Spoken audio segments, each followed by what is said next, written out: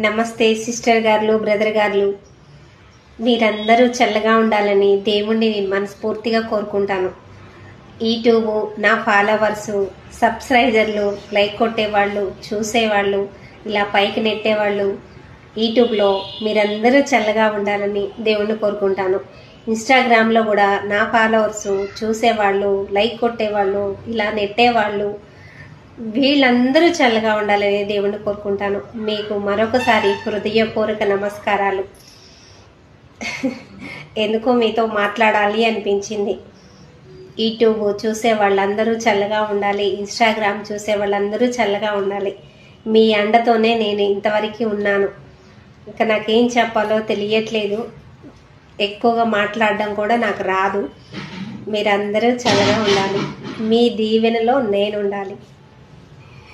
మీ దీవెనలో నేను ఉండాలి. మీ కుటుంబంలో నేను ఒక అక్క, చెల్లి అట్లా కదా. మీ కుటుంబంలో నేను ఒకదాన్ని కదా. నేను అనుకుంటున్న మీ కుటుంబంలో నేను ఒకదాన్నని మీరు కూడా అనుకోండి ప్లీజ్. మీరందరూ చల్లగా ఉండాలి. దేవుణ్ణి నేను ప్రార్థిస్తూ ఉంటాను. God bless you, God bless you.